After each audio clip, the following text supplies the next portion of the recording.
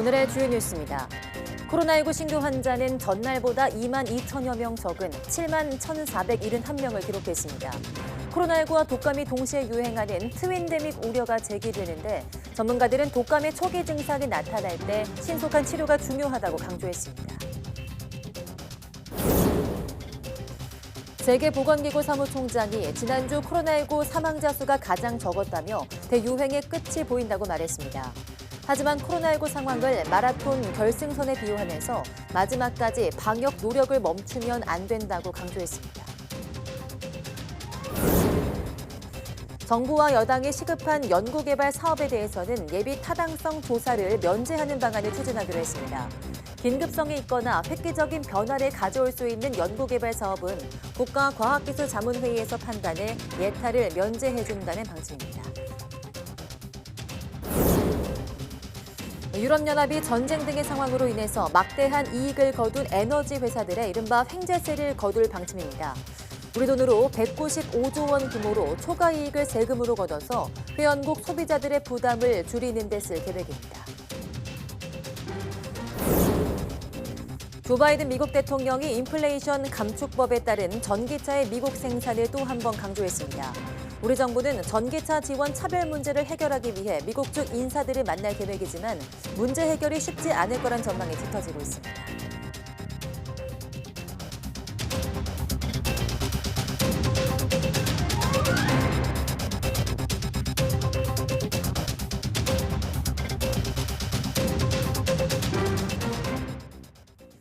네, 여러분 안녕하십니까? 9월 15일 사이언스 투데이입니다. 오늘 0시 기준 코로나19 신규 환자는 어제보다 2만 2천여 명 적은 7만 1,471명으로 집계됐습니다. 일주일 전보다 1,000여 명 줄었고 2주 전보다는 만여 명 감소했습니다. 신규 환자 중 국내 발생은 7만 1,119명, 해외 유입은 352명입니다. 위중증 환자는 491명으로 일주일 만에 400명대로 내려왔습니다. 사망자는 72명으로 누적 사망자는 2만 7,665명, 치명률은 0.11%입니다. 최근 독감 환자가 이례적으로 늘면서 코로나19와 함께 동시 유행하는 것 아니냐는 우려가 커지고 있습니다. 전문가들은 두 감염병에 대응할 의료 역량이 충분히 갖춰졌다면서 독감의 초기 증상이 나타나면 빨리 치료받으라고 조언했습니다. 김평정 기자입니다. 8월 말과 9월 초에 걸친 일주일 동안 독감 의심 환자 수를 비교하면 2017년에는 외래 환자 1,000명당 5명 가까이 발생했다가 코로나19가 유행한 뒤 1명대로 뚝 떨어졌습니다. 그런데 올해는 4.7명으로 상승해 5년 만에 최다를 기록했습니다. 그동안 억제됐던 독감 유행이 거리두기 완화 이후 다시 고개를 들면서 코로나19와 동시에 확산할 우려가 나오는 겁니다. 특히 고령층과 기저질환자 등 고위험군은 중증으로 더 많이 진행할 수 있습니다. 코로나하고 인플루엔자가 동시 감염되는 경우가 이제 미국에서 보고가 됐는데 고위험군에서 동시 코로나 독감이 걸리게 되면 이런 경우는 중증도가 더 올라갑니다. 중증도가 올라가고 또 사망 위험도 올라갑니다. 따라서 고령층은 물론 40, 50대라도 기저질환이 있다면 중증화를 막기 위해 독감 예방접종을 받는 것이 좋습니다. 다음 달에 도입될 코로나19 개량 백신과 동시에 맞아도 됩니다. 당연히 동시에 맞으시면 됩니다. 한쪽 팔에 독감 백신 맞고 같은 날 그 자리에서 바로 반대쪽 팔에 코로나 백신 맞으시면 됩니다. 갑자기 열이 나고 온몸이 쑤시고 머리가 아픈 독감의 초기 증상이 나타나면 빨리 병원 진료를 받아야 합니다. 바이러스가 대거 증식하기 전에 약을 먹어야 효과가 있기 때문에 독감은 걸리면 48시간 안에, 코로나19는 5일 안에 투약해야 합니다. 지난해 한 알만 먹는 독감 치료제도 나와 더 부담 없이 치료받을 수 있습니다. 정부와 전문가들은 현재 코로나19와 독감에 대한 진단과 치료 체계가 잘 마련돼 동시 유행하더라도 대응에 문제가 없다고 강조했습니다. YTN 김평정입니다. 네, 코로나19 사태 이후 정부는 중소기업과 소상공인들의 대출금 만기 연장과 이자 상환 유예를 6개월 연장해주는 조치를 4차례나 이어오고 있습니다. 이 조치가 이달 말 종료되는데 정부는 또 한 차례 연장을 검토하고 있습니다. 박병한 기자입니다. 대출 만기 연장, 이자 상환 유예 조치는 코로나19가 국내에서 발생한 직후인 지난 2020년 4월부터 시행되고 있습니다. 지금까지 모두 4차례 재연장된 끝에 이달 말 종료 예정인데 또다시 연장될 가능성이 커지고 있습니다. 이복현 금융감독원장은 지난 7일 연체가 있더라도 이자를 갚으려는 강한 의지가 있는 분들의 산소호흡기를 떼는 것은 바람직하지 않다고 말했습니다. 지난 7월 취임 때만 해도 추가 연장에 부정적이었던 김주현 금융위원장. 9월 달에 대해서 지금 확정적으로 얘기하는 건 어렵지만 기본적인 생각은 이렇게 해서 예외적인 상황을 계속해서 끌고 가는 것은 바람직하지 않다는 게 첫 번째 생각입니다. 하지만 최근 긍정적 입장으로 바뀌면서 추가 연장 가능성에 힘을 실었습니다. 올해 1월 말 기준 만기 연장 상환 유예 지원을 받은 대출 잔액은 모두 133조 4천억 원에 달합니다. 만기 연장이 116조 6천억 원, 원금 상환 유예 11조 7천억 원, 이자 상환 유예 5조 원 등입니다. 하지만 금리 인상기에 상환을 유예하는 것은 당장 위기를 모면할 수 있지만 결과적으로 이자만 불려 은행권의 잠재부실을 더 키울 것이란 우려가 있습니다. 도덕적 해이도 여전한 논란거리입니다. 만약에 재산 조사를 해서 재산이 지금 연체 채무 금액보다 더 많고 그래서 소위 말하는 숨겨놓은 재산 가지고 또 하나 채무 제조정의 편익을 보려고 하는 그런 부분에 가서는 다시 그것을 무효화하고 정부는 회생 가능성이 있는 코로나19 피해자를 적절히 지원하면서 도덕적 해이를 피하는 방법을 모색하고 있습니다. YTN 박병환입니다. 세계보건기구 수장이 코로나19 대유행을 끝낼 위치에 우리는 아직 도달하지 못했지만 끝이 보인다고 말했습니다. 코로나19 사태 발생 이후 가장 낙관적인 전망을 내놓은 겁니다. 보도에 김상호 기자입니다. 지구촌이 코로나19 바이러스로 인해 정상적인 교역과 이동은 물론 국가 곳곳의 운영 자체가 사실상 마비되는 사태가 속출하자 WHO는 그제서야 팬데믹을 선언했습니다. We have therefore made the assessment that COVID-19 can be characterized as a pandemic. 팬데믹 늑장 선언 지적을 받았던 WHO 사무총장이 장기간의 코로나에 지친 사람들에게 뜻밖의 희소식을 전했습니다. 지난주 코로나19로 인한 사망자 수가 2020년 3월 이후로 가장 낮았다며 대유행의 끝이 보인다고 밝혔습니다. We have never been in a better position to end the pandemic. We're not there yet, but the end is in sight. WHO 보고서를 보면 이달 5일에서 11일까지 전 세계 코로나19 관련 사망 건수는 전주 대비 22% 감소한 1,900건쯤, 신규 확진 건수 역시 전주보다 28% 감소한 약 313만 건을 기록했습니다. 하지만 WHO 사무총장은 마라톤의 결승선 예를 들며 여기서 방역 노력을 멈추고 기회를 놓치면 더 불확실한 상황이 전개될 것이라고 강조했습니다. A marathon runner does not stop when the finish line comes into view. She runs harder with all the energy she has left. So must we. We can see the finish line. 특히 세계 각국이 코로나19 백신 접종률 70%라는 목표를 빠짐없이 달성하기 위해 노력해야 한다고 지적했습니다. YTN 김상호입니다. 태풍 피해로 포스코가 큰 타격을 입으면서 협력업체도 줄줄이 경영 위기에 놓였고 수혜를 입은 중소업체들은 복구는 엄두도 못 내고 손을 놓고 있습니다. 철강 업체 피해 규모가 2조 원에 이르는 것으로 추산되면서 정부와 지자체가 대책 마련에 들어가 있습니다. 이윤재 기자입니다. 태풍 흰남노가 덮친 지난 6일 하천을 넘은 누런 황토물이 공장 아래까지 파고들어 빠르게 흐릅니다. 건물 20m 밖에 있는 하천 제방이 불어난 물에 휩쓸리면서 공장 건물도 한눈에 보기에 위태로울 정도로 기울어졌습니다. 건물과 함께 기계 장비까지 휩쓸려 어림잡아 40억 원 넘는 피해가 났습니다. 복구 시간과 비용도 걱정이지만 포스코 같은 거래업체와 관계가 끊어질까 봐 더 두렵습니다. 일단 그 납품을 우리가 저희들이 하고 있는 업체에 사정을 얘기하고 또 어느 정도의 여유를 좀 받고 있는 그런 상황입니다. 저희들에게 어떻게든 선처를 좀 구해달라고 할 그런 마음입니다. 포항경제의 핵심 축인 포스코는 정부와 협력사 등 도움으로 빠르게 정상을 되찾고 있습니다. 하지만 일부 공정은 복구에 6개월 넘게 걸릴 수도 있다는 게 정부 전망입니다. 이런 이 공장 같은 경우는 한 최대 6개월 이상 정상화되는 데 시간이 걸릴 거라고 보고, 그다음에 스테인리스라든가 다른 부분들도 조금 추가적인 확인이 필요하지만 정상화에 시간이 걸릴 거로 판단을 하고 있습니다.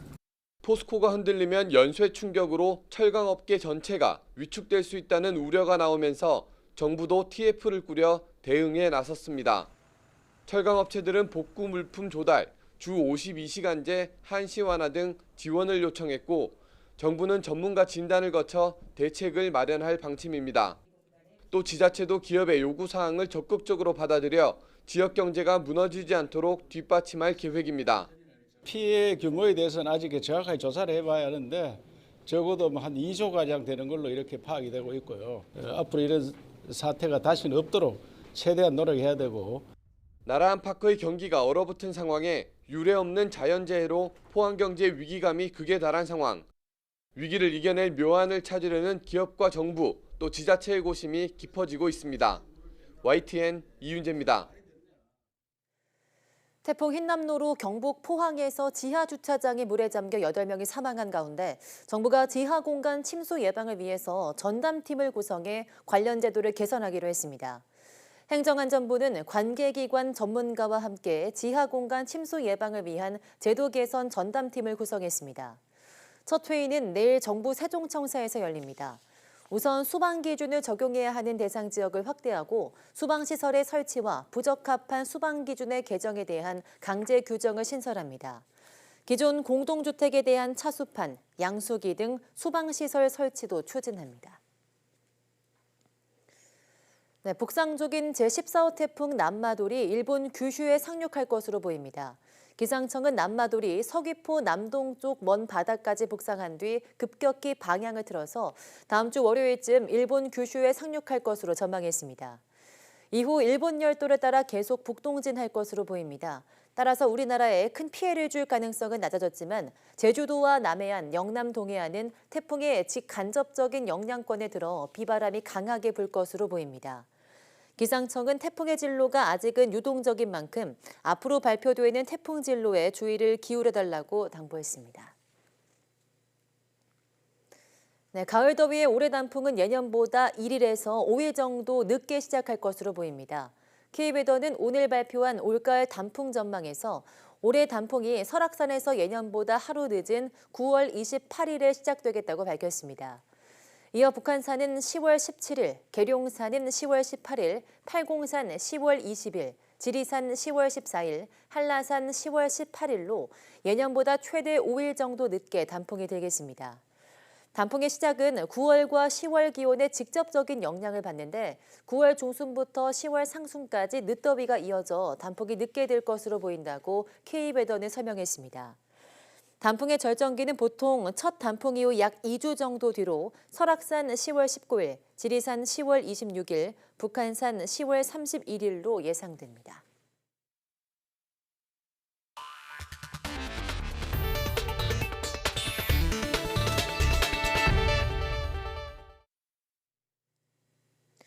국민의힘과 정부가 시급한 연구개발 사업에 대해서 예비 타당성 조사를 면제하는 방안을 추진하기로 했습니다. 당정은 어제 국회에서 과학기술계 규제 개혁 및 예타 혁신에 대한 간담회를 진행한 뒤 이같이 뜻을 모았습니다. 국민의힘 성일종 정책위의장은 예타 조사 기간에 기술이 무용지물이 될 수 있다며 국가과학기술자문회의가 긴급성이 있거나 획기적 변화를 가져올 거라고 인정하는 경우 예타를 면제하는 게 좋겠다고 말했습니다. 또 연구개발 사업에 대한 예비비를 둬서 예산 제약 없이 기술을 개발하게 해달란 요청도 있었다면서 기재부와 협의해 지원 방안을 논의하겠다고 덧붙였습니다. 간담회에서는 대기업의 연구개발 사업 참여 확대, 사업 책임자의 자율성 제고에 대한 논의도 함께 진행됐습니다.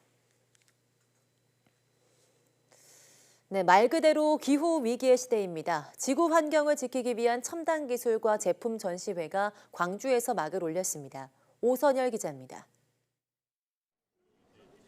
오염된 바다를 깨끗하게 만들기 위해 개발된 로봇입니다. 로봇이 더러워진 수조물을 빨아들이자 이내 깨끗해집니다. 해양 사고로 기름이 유출돼도 실시간 정화가 가능합니다. 앞으로는 모든 해역에서 더 이상의 사람이 수작업으로 흡착포를 던지지 않고 모두 이제 자동화 로봇으로 기름 유출 사고들을 다 대응하는 시대가 올 것입니다. 추후에는 육지에서 쓰레기까지 청소하는 정말 환경 개선 모빌리티로서의 비전을 가지고 있습니다.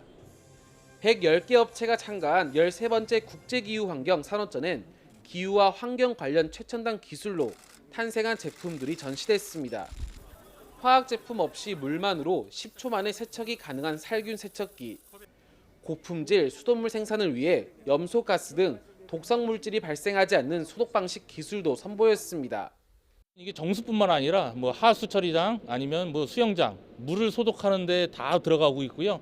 고품질의 수돗물을 만들기 위해서는 이 반드시 일종 차염으로 소독을 해야 되는데 그 일종 차염을 만들 수 있는 국내에서는 유일한 발생 장치라고 말씀드릴 수 있습니다.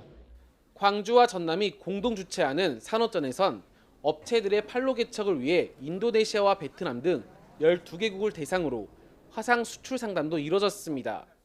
기후 환경 산업의 발전에 정진하고 있는 국내 기업의 상생 협력과 판로 개척에도 큰 도움이 되어줄 것으로 믿습니다.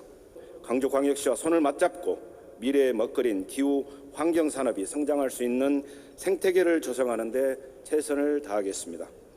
이미 재앙이 된 기후변화에 대응하고 지구 환경을 살리기 위한 첨단 기술과 제품을 한눈에 볼 수 있는 국제기후환경 산업전은 16일까지 이어집니다.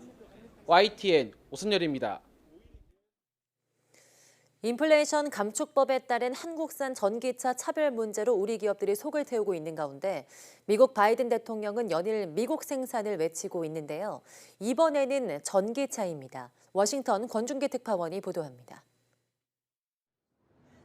전기차 핸들을 직접 잡은 바이든 대통령이 활짝 웃으며 농담을 던집니다.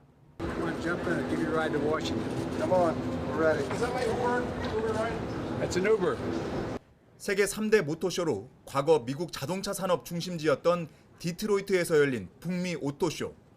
바이든 대통령은 인플레이션 감축법에 따른 전기차의 미국 생산을 다시 한번 내세웠습니다. 특히 미국 고속도로에 세울 전기차 충전소 50만 개도 모두 메이드 인 USA가 될 거라고 강조했습니다. And y'all are going to be part of a network of 500,000 charging stations. 500,000 throughout the country. 그러면서 한때 미국이 누린 자동차 산업의 영광을 재현하겠다며 자동차 노동조합의 표를 호소했습니다. And I made the case so the president. We bet on the UAW to bring it back. Swear to God, you brought it back. 이런 가운데 북한 핵 문제 협의를 위해 미국을 찾은 외교부 1차관은 한국 경제에 타격을 줄 것으로 우려되는 인플레이션 감축법 문제 해결을 위해 미국 측 인사들을 만나겠다고 밝혔습니다. 미 의회 관계자와 국무부 부장관, 백악관 NSC 관계자들을 두루 접촉할 계획입니다. 우리 기업의 피해를 최소화할 수 있는 방안을 좀 모색하고 있으니까 그것도 일련의 지금 과정 중에 하나다. 그렇게 생각하시면 될 것 같습니다.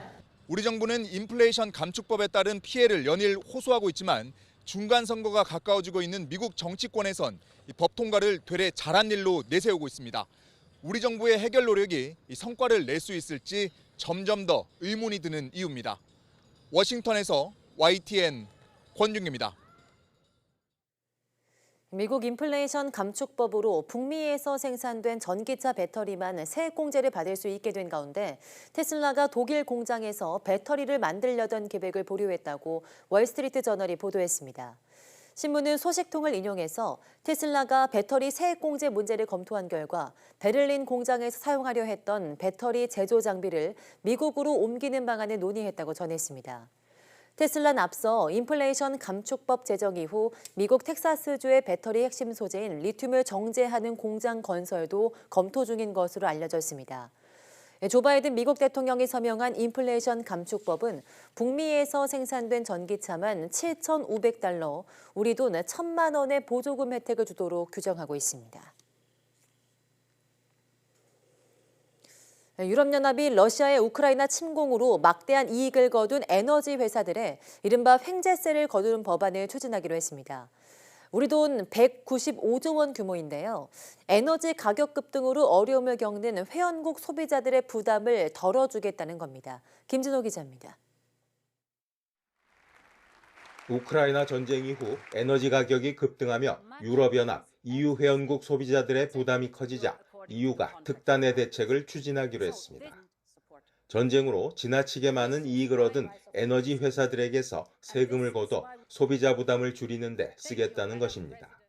It is wrong to receive extraordinary record revenues and profits benefiting from war and on the back of our consumers. In these times, profits must be shared and channeled to those who need it most. 이런 인식을 바탕으로 EU 집행위원회는 에너지 대책을 발표했습니다. EU 전기 가격은 가장 비싼 에너지원으로 생산된 것을 기준으로 책정됩니다. 현재 천연가스가 가장 비싼데 풍력이나 태양력, 원자력을 통해 전력을 싸게 생산해도 비싼 가격에 팔 수 있어서 평상시보다 많은 이익을 얻고 있습니다. 이 우연한 초과 이익을 횡재세 부과를 통해 회수한다는 것이 핵심입니다. Our package proposes a European mechanism for collecting and redistributing the exceptional surplus profits and revenues that the war in Ukraine has brought several energy companies. EU 집행위는 이 법안으로 1,400억 유로, 우리 돈 195조 원을 마련할 수 있다고 전망하고 있습니다. 하지만 EU 전체에서 이 법안이 실행되려면 27개 회원국 모두의 승인이 필요합니다. 유럽연합은 오는 30일 에너지 장관 회의를 열어 구체적인 추진 계획을 논의할 예정입니다. YTN 김진호입니다. 미국의 고물가 쇼크가 국내 금융시장도 뒤흔들었습니다. 특히 원달러 환율은 지난 2009년 3월 이후 처음으로 1,390원 선을 넘었습니다. 조태현 기자입니다. 결국 1,390원을 넘어섰습니다. 개장 직후 폭등한 원달러 환율은 17.3원 오른 1,390.9원으로 거래를 마쳤습니다. 원달러 환율이 1,390원대로 올라선 건 금융위기에 직격탄을 맞았던 지난 2009년 3월 이후 처음입니다.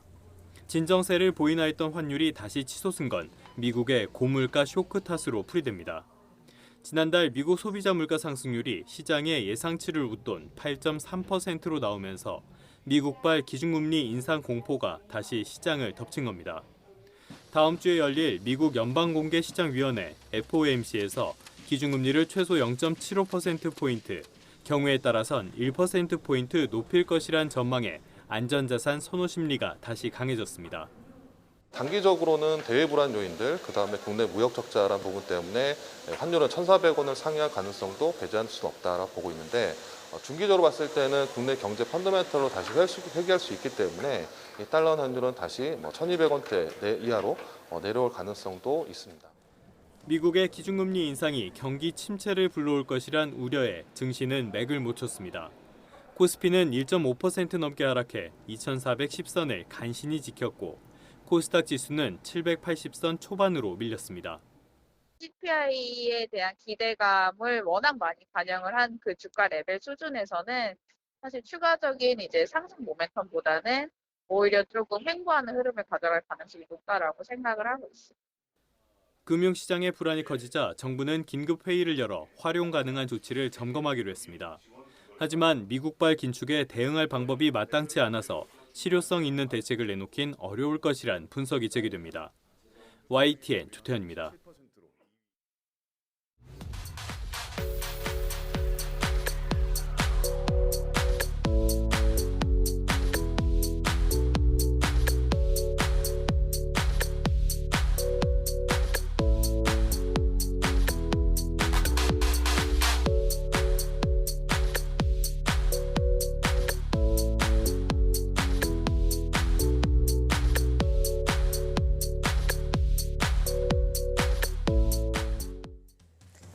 우리가 사용하고 버려지는 것들을 폐기물이라고 하죠. 폐기물은 처음부터 줄이는 것이 최선이지만 어쩔 수 없이 생기는 것들은 소각 처리돼 이 과정에서 발생하는 유해가스가 환경 오염의 원인이 되곤 하는데요. 오늘 오후 사이언스 투데이 과학의 달인에서는 플라즈마를 이용해서 폐기물 처리 과정에서 친환경, 순환경제를 실천하는 기술을 개발한 플라즈마 기술연구소 최용섭 소장과 함께 이야기 나눠보겠습니다.